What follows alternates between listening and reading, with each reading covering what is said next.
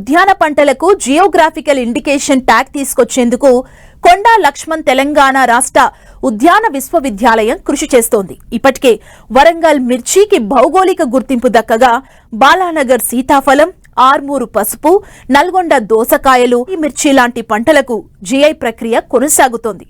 అసలు పంటలకు జిఐ గుర్తింపు వస్తే లాభమేంటి? వాటిని పండించే రైతులకు ఎలాంటి ప్రయోజనాలు దక్కుతాయి?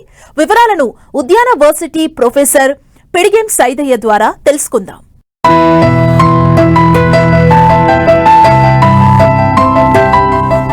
తెలంగాణలోని కొన్ని ఉద్యాన పంటలకు భౌగోళిక గుర్తింపు పొందేందుకు ప్రయత్నాలు జరుగుతున్నాయి.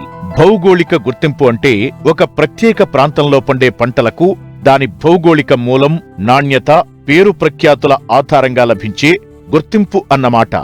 ఈ గుర్తింపు రావడం వలన ఆ ప్రాంత రైతులకు ఆర్థిక ప్రయోజనాలు చేకూరుతుంది.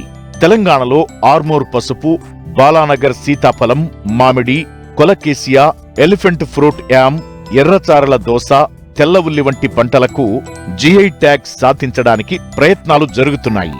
కొండా లక్ష్మణ్ తెలంగాణ ఉద్యానవన విశ్వవిద్యాలయం దీనికి కృషి చేస్తోంది.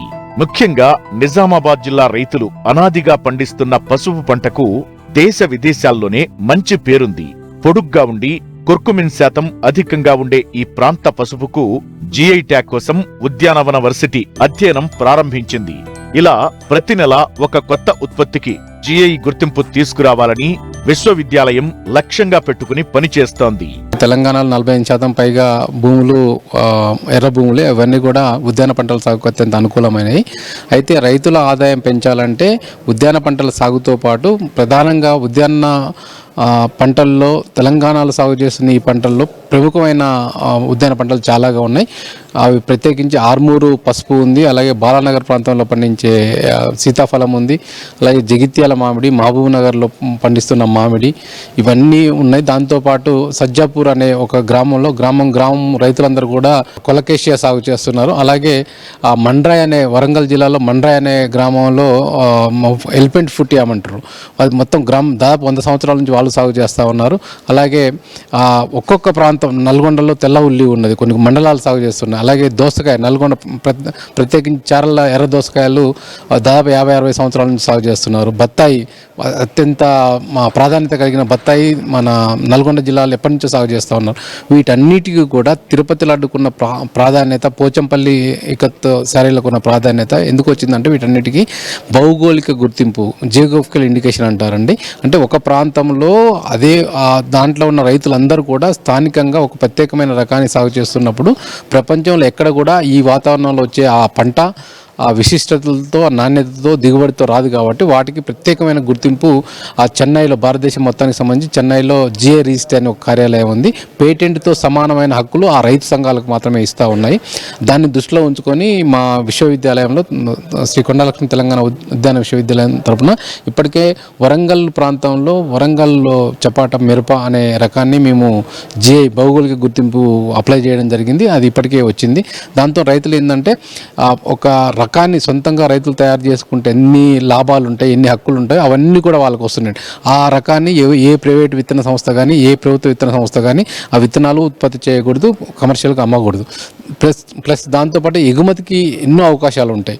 దాంతోపాటు అనేక జాతీయ, అంతర్జాతీయ సంస్థలు కూడా వాళ్ళకి ఎగుమతికి ఫండ్ ఇవ్వడం కానీ, ప్రోత్సహించడం కానీ, ఇవన్నీ కూడా భౌగోళిక గుర్తింపులతో ముడిపడి ఉన్న నేపథ్యంలో మేము ఇప్పటికే దాన్ని చేశాము. అలాగే బాలానగర్ ప్రాంతంలో దాదాపు 30 గ్రామాలు, దాదాపు 3 వికారాబాద్, అలాగే మహబూబ్ నగర్ జిల్లా, రంగారెడ్డి జిల్లా, 3 జిల్లాల ప్రాంతం పరిధిలో దాదాపు ఒక 10 కోట్ల వ్యాపారం జరిగి 45 రోజుల్లోనే 10 కోట్ల వ్యాపారం జరిగే ఈ బాలానగర్ సీతాఫలాన్ని కూడా ఇప్పటికే జిఐ రిజిస్ట్రీ కోసం, గుర్తింపు కోసం నమోదు చేశాము. అలాగే ఆర్మూరు ప్రాంతంలో దాదాపు 28 మండలాల్లో ఈ రైతులు ఆర్మూరులో ప్రత్యేకమైన రకాన్ని, అంటే అత్యంత తక్కువ కాలంలో ఎక్కువ పసుపు ఉత్పత్తి ఆ రకాన్ని కూడా ఇప్పటికే మేము జిఐ రిజిస్ట్రీకి నమోదు చేయడం జరిగింది. అలాగే ఇప్పుడు ఇంతకుముందు చెప్పిన సజ్జాపూర్ దుంప, నల్గొండ తెల్ల ఉల్లి, నల్గొండ బత్తాయి, అలాగే మల్బరీ, ప్రత్యేకించి రంగారెడ్డి జిల్లాలో ఒక గ్రామంలో 45 కుటుంబాలు ఒక ప్రత్యేకమైన మల్బరీ పండ్లను వాళ్ళు సాగు చేస్తూ ఉన్నారు. వాటికి కూడా ఎగుమతి అవకాశాలు ఉన్నాయి. ఇటువంటి అన్నిటినీ కూడా భౌగోళిక గుర్తింపు కింద నమోదు చేసినట్టయితే వాళ్లకు ఆ ప్రాంతంలో ఉండే రైతులకు మాత్రమే హక్కులు ఉంటాయి.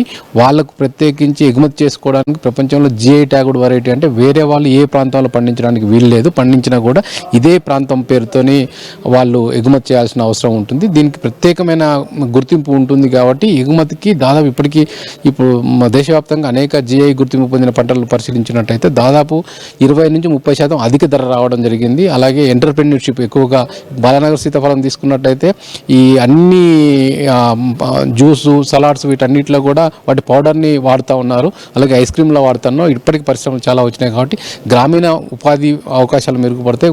గ్రామాల్లో ఈ పరిశ్రమలు కూడా ఎక్కువగా అవకాశాలు ఉన్నాయి కాబట్టి ఈ GI పైన విశ్వవిద్యాలయం మా గౌరవ వైస్ ఛాన్సలర్ గారి ఆధ్వర్యంలో మేము ఇప్పటికే పనిచేస్తూ ఉన్నాం. అదేవిధంగా నాబార్డు తెలంగాణ హైదరాబాద్లో ఆర్టీసీ క్రాస్ రోడ్లో ఉన్నటువంటి నాబార్డు ప్రాంతీయ కార్యాలయం వీటికి కావాల్సిన ఆర్థిక మద్దతు కూడా ఇస్తుంది. వారి సహకారంతో ఇప్పటికే 6 టర్మరిక్ బాలానగర్ సీతాఫలం చేయడం జరిగింది. వరంగల్ చపాట మార్కెటింగ్ డిపార్ట్మెంట్తో కలిసి చేయడం జరిగింది. ఇంకా 9 ప్రోడక్ట్స్ ఇప్పటికే మేము వాళ్ళకు సబ్మిట్ చేయడం జరిగింది. వాళ్ళు ఒకసారి మాకు అంగీకారం తెలిపినట్టయితే వీటన్నిటి కూడా GI రిజిస్ట్రీతో అప్లికేషన్ నమోదు చేసి త్వరలోనే రైతులకు అందరినీ కూడా కలిసికట్టుగా వాళ్ళ ఈ ఉత్పత్తులకు GI రిజిస్ట్రేషన్ చేయడము, ఆ తర్వాత వాళ్ళకు ప్రత్యేకమైన హక్కులు కల్పించడం, ఇవన్నీ కూడా ఏంటంటే మేము కేవలం ఫెసిలిటేట్ మాత్రమే చేస్తాము. అవి పూర్తిగా రైతుల పేరు మీదనే నమోదు రిజిస్ట్రేషన్ అవుతాయి కాబట్టి పూర్తి హక్కులు రైతులపైనే ఉంటాయి. సో ఆ విధంగా ఈ 2026 సంవత్సరాన్ని ప్రత్యేకంగా భౌగోళిక గుర్తింపు సంవత్సరంగా తెలంగాణ ప్రాంతంలో సెలబ్రేట్ చేసుకునే అవకాశం రావాలని కోరుకుంటున్నాం. GI గుర్తింపు ఆ పంట యొక్క ప్రత్యేకతను, అది పండే ప్రాంతాన్ని, నాణ్యతను ప్రపంచానికి చాటి చెబుతుంది. అంతేకాకుండా ప్రాసెసింగ్ పరిశ్రమలు ఏర్పడి ఎగుమతుల ద్వారా విదేశీ మారక ద్రవ్యం సంపాదించవచ్చు. మొత్తం మీద తెలంగాణ ఉద్యాన పంటలకు GI గుర్తింపు లభించడం అనేది స్థానిక పంటల ప్రాముఖ్యతను పెంచడమే కాకుండా రైతులకు ఆర్థికంగా మేలు చేస్తుంది. రాష్ట్రంలో ఉద్యాన రంగ అభివృద్ధికి దోహదపడుతుంది.